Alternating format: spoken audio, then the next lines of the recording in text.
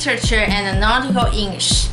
2.4 Herman Melville's Moby Dick and Nautical English. This part introduces extensive reading. Extensive reading is an approach to learners who read extensively. They read very easy, enjoyable books to build their reading speed and fluency. In that case, extensive reading is also known as graded reading. The aim of extensive reading is to help the students improve their reading skill, rather than read to learn the language. When students read extensively, they read quickly and enjoyably with adequate comprehension without using a dictionary. Moby Dick was written by Herman Melville in 1851. The narrator Ishmael recounts the adventures as he sails on the whaling ship Pequod under the command of the captain Ahab.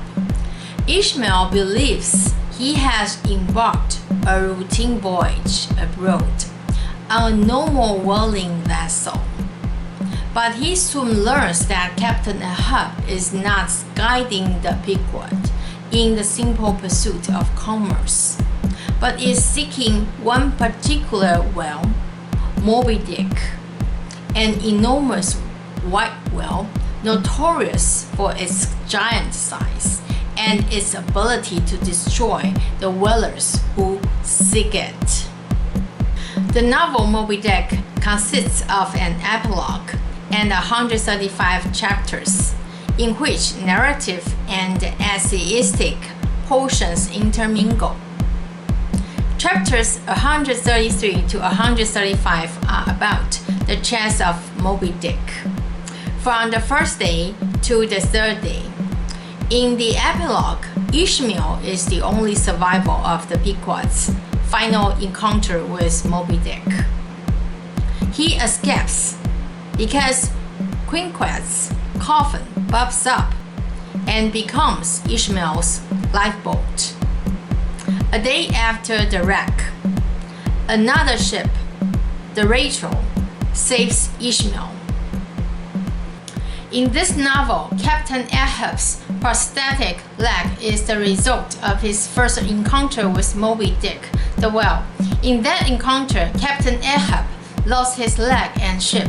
Therefore, in this voyage, Captain Ahab intends to find Moby Dick and take revenge on it. Ahab and the crew encounter a number of obstacles along the way. Quinquet falls ill, so a coffin is prepared in case he dies. After he recovers, the coffin becomes a substitute for a lifeboat that eventually saves Ishmael's life. As mentioned at the beginning of this video, extensive reading is another focus of this class. Now let me tell you how to read this novel extensively, and at the same time, you read it quickly and enjoyably. You can start with the first chapter in order to get a general idea of this novel. The first chapter starts with the famous brief sentence, "Call me Ishmael." You quickly identify Ishmael as the narrator of the Moby Dick. In the second chapter, Ishmael travels from New York to New Bedford, Massachusetts, the whaling capital of the United States. The names of places may inspire you to learn some cross-cultural elements. You can do research on New Bedford and the whaling industry in the United States. Commercial whaling in the USA dates back to the 17th century in New England. The industry boomed from 1846 to 1852. At that time, the trade averaged about 638 vessels, which mostly came from such ports as New Bedford, Nantucket, New London, and Sag Harbor, New York. In the second chapter, Ishmael intends to go to Nantucket, the original whaling center of New England. But he arrives too late to catch the ferry. The title of the third chapter is The Spouter Inn, where Ishmael must share a bed with a Polynesian harpooner, Quack, who is covered with tattoos. The next morning, Ishmael and Quack become friends. In this novel, the title of each chapter represents its main idea.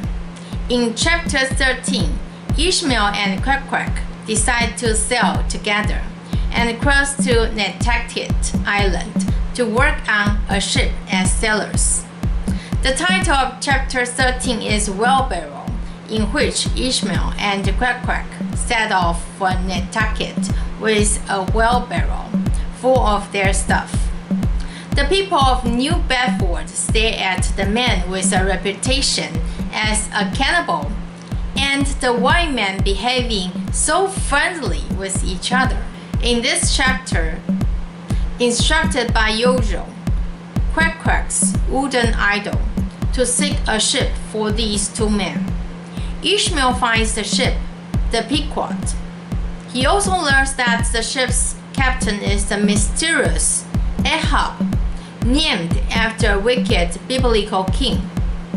Ahab has been moody since losing his leg in an earlier encounter with the enormous white whale Moby Dick.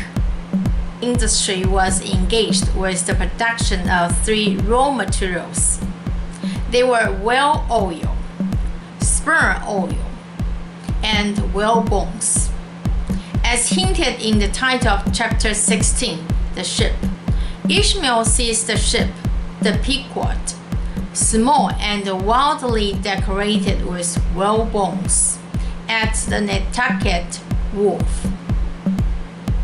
Herman Melville uses thematic words to title each chapter in Moby Dick, so it is easy for readers to find the chapters that interest them the most and enjoy reading them.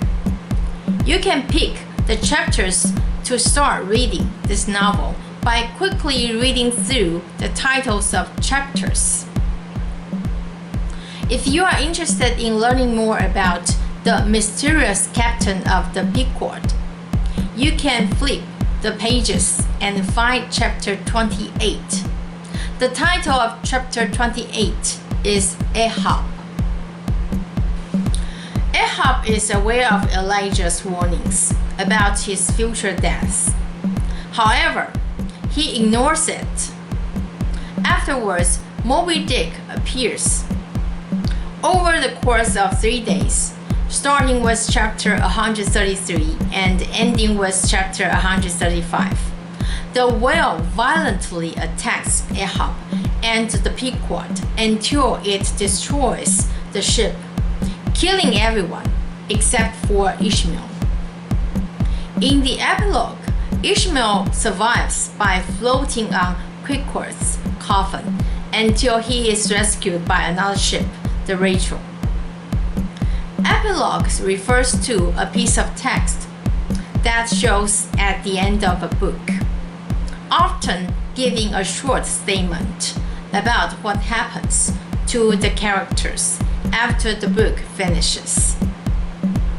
The antonym of epilogue is prologue.